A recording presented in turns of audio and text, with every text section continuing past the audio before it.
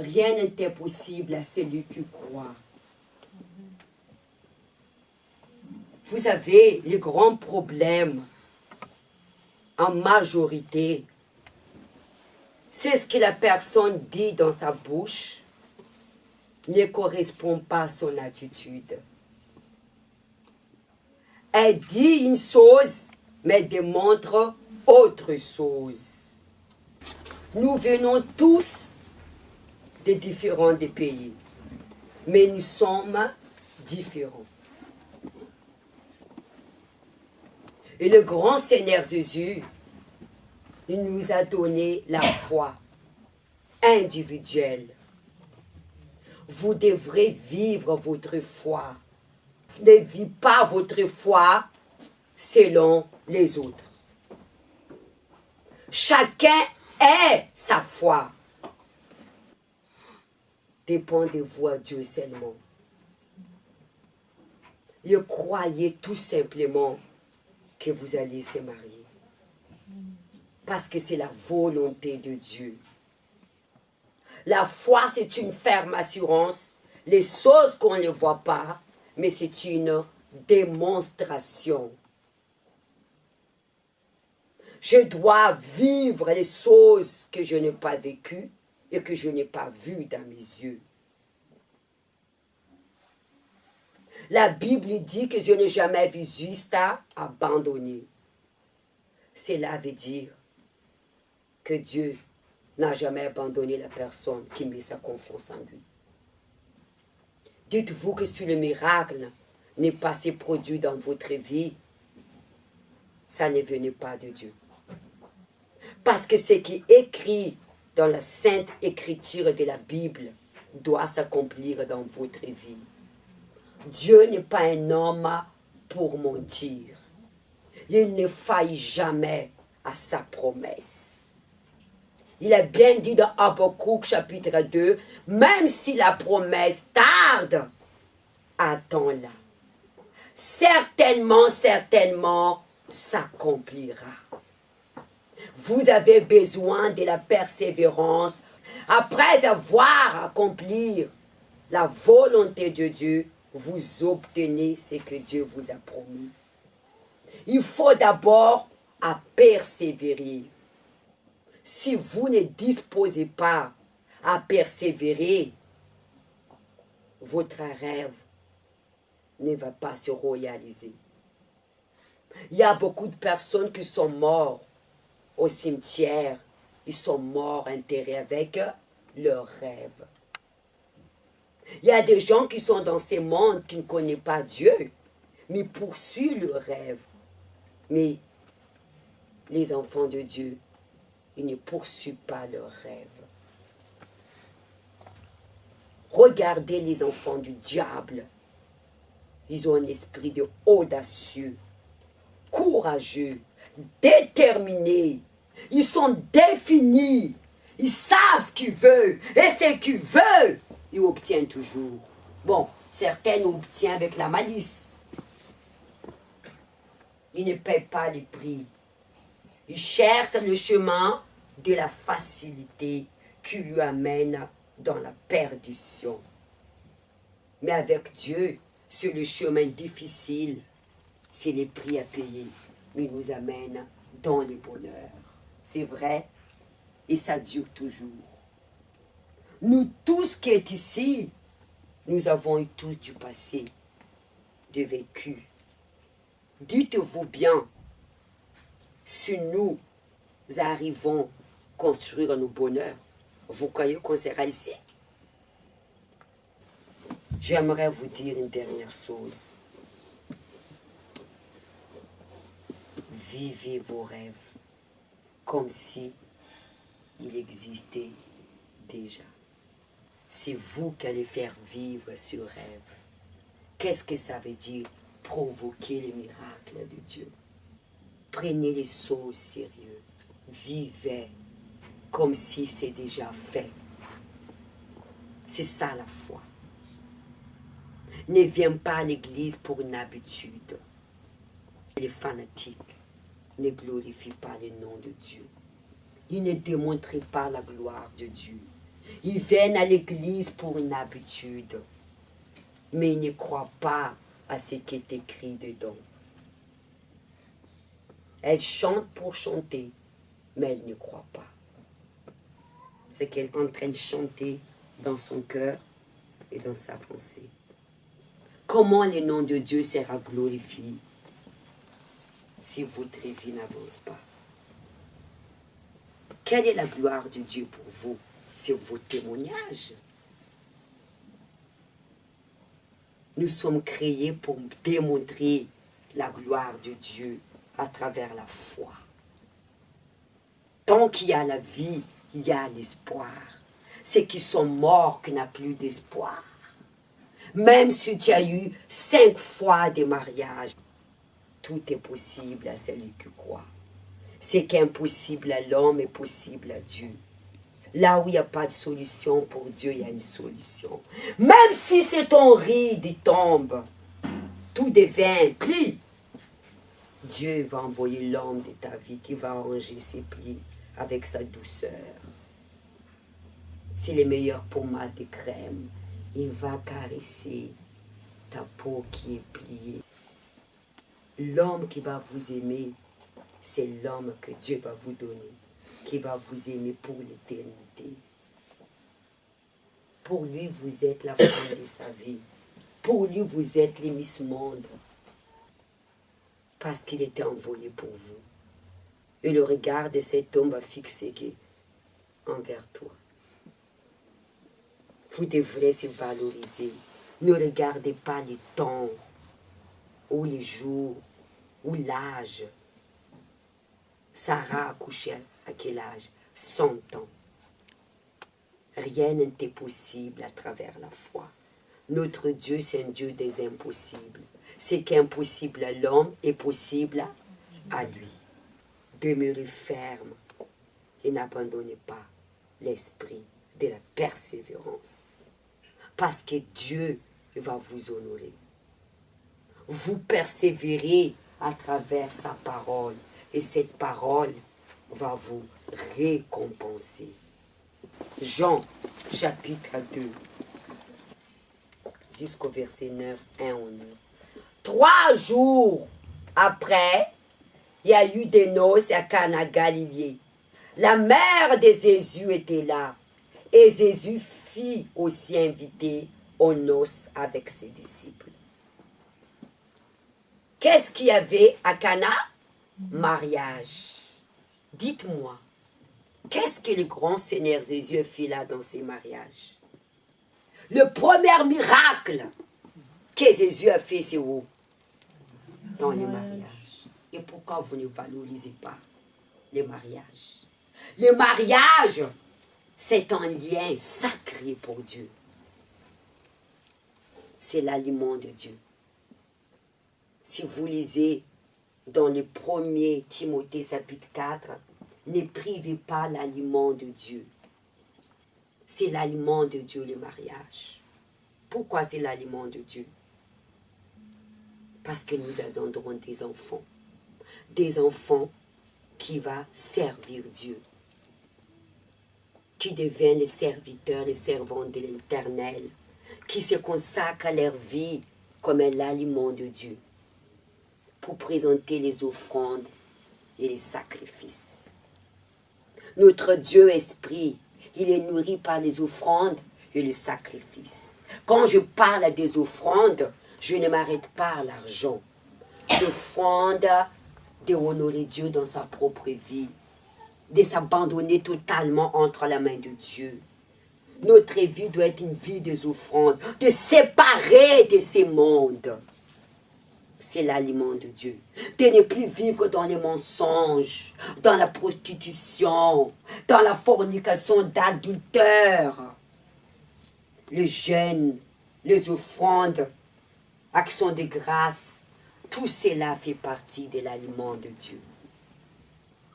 Le mariage, c'est fondamental dans la vie spirituelle. C'est sacré. Adam était seul dans le jardin d'Éden. Dieu a dit qu'il n'est pas bon l'homme qui soit seul. Je vais créer l'homme semblable à lui comme son aide, comme son auxiliaire. Le mariage, c'est sacré.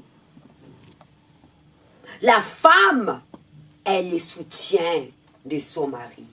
C'est pourquoi la femme, Dieu a pris à la côte d'Adam. Il n'a pas pris sous l'orteil. Mais aujourd'hui, l'homme fait de la femme son orteil. Il domine sur la femme. Il écrase la femme. La femme a devenu esclave. La femme a perdu sa valeur, sa dignité. C'est de honorer Dieu. La femme n'honore plus Dieu. Elle se dévalorise face à la situation qu'elle est en train de vivre. Elle est obligée de soumettre à certaines situations, entre guillemets, qu'elle n'a pas le choix. Et l'homme va la écraser. L'homme va prendre son droit. Il n'est pas bon l'homme qui soit seul. C'est la volonté de Dieu, le mariage. Comment le royaume de Dieu sera rempli si Adam est resté seul? Dieu a voulu la descendance pour son royaume. Le mariage, c'est sacré. Vous pouvez être sauvé sans être marié, mais le mariage, c'est pour maintenir le salut. Vaut mieux deux têtes qu'une seule tête. Ne basez pas le mariage comme une intimité dans le physique, mais c'est sacré. C'est pourquoi l'homme doit rester fidèle. Nous sommes souillés, nos corps, à cause des péchés. Pourquoi? Parce que Satan a tenté Ève. Elle se soumettait à la volonté du diable à travers sa chair. C'est là rentrée la malédiction. La famille était détruite et divisée. Caïn a tué qui? Abel. Vous comprenez? Il ne faut jamais oublier le début de notre histoire. Pourquoi le Seigneur Jésus a fait les premiers miracles dans les mariages? Ce miracle que Jésus a fait le premier dans les mariages, il parle de son sacrifice. Le vent, c'est le sang de Jésus pour établir une alliance avec son Église. Et Jésus fut aussi invité aux noces avec ses disciples. Le vin ayant manqué. La mère de Jésus lui dit, ils n'ont plus de vin. La mère de Jésus ici présente l'Église. Dans l'Église, s'il n'y a plus de vin, il n'y a plus de sacrifice, il n'y a plus de la vie éternelle. Le sang de Jésus, il a établi avec vous pour faire une alliance. Et cette alliance va durer pour l'éternité s'il y a les sacrifices, s'il y a le renoncement de notre part. Avant que les gens ils s'engagent au mariage, il y a déjà un compromis des fiancés. L'alliance que Jésus a fait sur la croix, c'est pour établir d'abord une alliance avec nous. Nous sommes ses fiancés.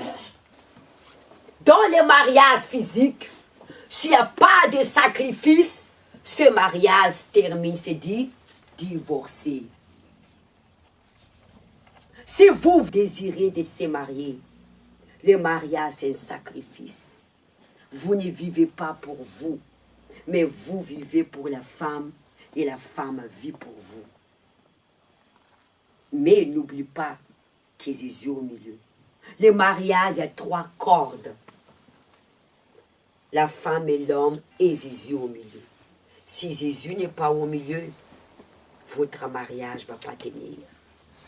Ça veut dire, même si dans le couple, il y a une décision à prendre, il faut toujours baser sur la parole de Dieu.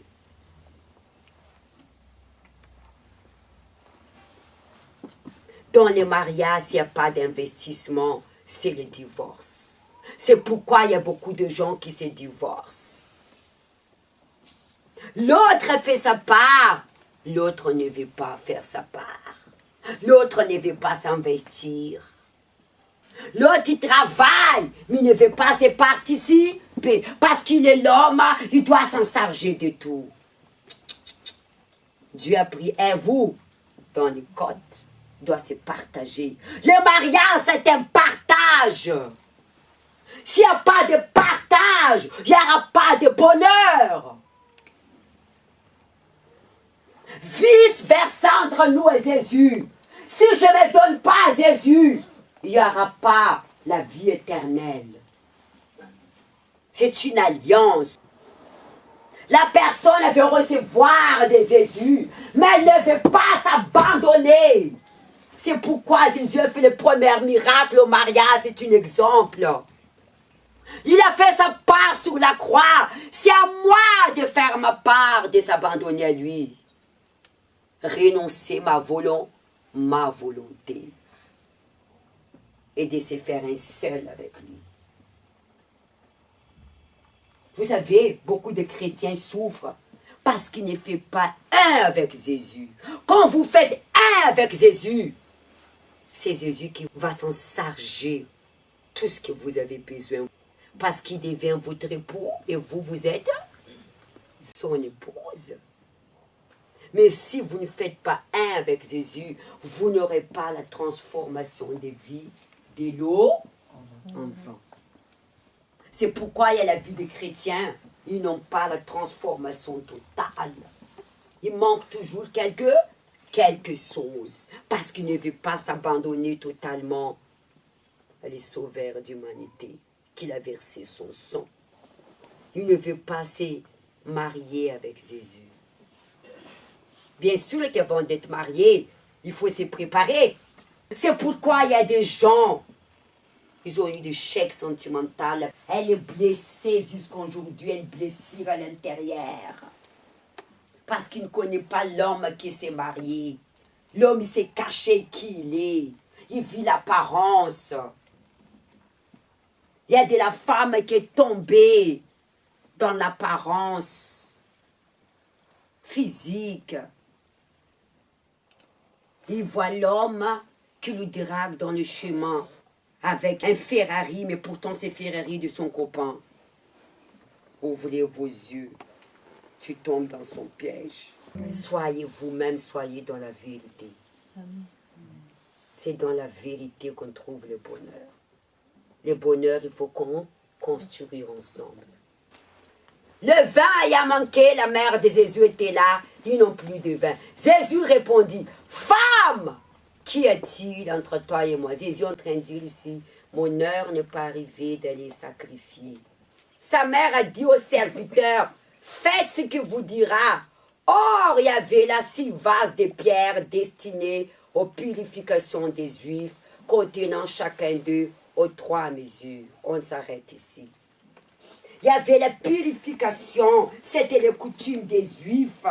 Avant le mariage, il faut se purifier. Il faut se sanctifier. C'est pourquoi l'homme et la femme ne doivent pas connaître l'intimité avant le mariage. Il y avait 6 vases. Et cette vase, il présente chacun de nous. Avant d'établir une alliance avec Jésus, il faut se purifier. Il faut se préparer avant de sceller l'alliance. L'alliance, c'est le fiancé. La personne établit une alliance avec Dieu. Elle abandonne la prostitution, les mensonges, les vices. Elle se prépare, mariée avec Jésus. À quel moment l'alliance est scellée? Quand elle reçoit le Saint-Esprit. Elle devient épouse de Christ. Elle a reçu le sceau de Dieu. Dans Romains 8, il dit, celui qui n'a pas le Saint-Esprit n'appartient pas à Dieu. Parce que Jésus est venu sur la terre en tant que chair, mourir sur la croix pour que nous devenions esprit, pour que nous devenions son épouse. esprit. Mourir de la chair. Pas vider le sang physiquement, mais spirituellement, pour nous donner la vie éternelle. Amen. C'est pourquoi nous devrons demeurer là où Jésus demeure. Parce que nous faisons un seul à travers son esprit. Parce qu'il est notre époux dans les sens spirituels. Nous ne devrons pas séparer de lui. Un couple, personne ne peut la séparer. S'ils se séparent ou ils n'ont pas gardé l'alliance de la fidélité, ou se séparent à cause des autres. Dieu a dit dans sa parole, l'homme et la femme abandonnera sa famille, devient un. Et si nous devenons un avec Jésus, nous devenons son épouse, nous devrons demeurer là où notre époux demeure. Vous êtes ses épouses quand vous serez baptisés du Saint-Esprit. D'autres n'est même pas encore fiancés parce que vous n'avez pas renoncé votre volonté. Il y a un processus. Dans le mariage, il n'y a pas de préparation. On ne se marie pas comme ça. Apprendre d'abord à connaître la personne, faire une connaissance. Après, on s'engage, présenter d'abord à la famille, après les fiancés. C'est pour ça qu'il y a un processus. Ne cours pas au mariage, ne précipite pas les choses. Vous qui avez déjà eu des échecs, personne n'est parfait. Et même, c'est votre choix. Vous avez le droit de décider, je ne vais pas me divorcer, mais je vais utiliser ma foi. On devient parfait quand on accepte les défauts des autres. Jésus leur dit, remplissez d'eau ces vases. Ils remplissent jusqu'au bord. Puis maintenant, il leur dit, apportez à l'ordinateur du repas. Ici, l'ordinateur du repas, c'est Dieu. C'est Dieu qui va vous tester si vous êtes prête de recevoir le Saint-Esprit. Il faut d'abord se purifier et s'abandonner totalement à Dieu. Si Dieu le Père va vous tester, baptise-la par mon esprit. Amen. Amen. Quand l'ordinateur de repas a goûté l'eau, l'eau a changé en vin. Fermez la Bible. Votre vie sera transformée quand vous recevrez le sceau de Dieu, le Saint-Esprit. Amen. Amen.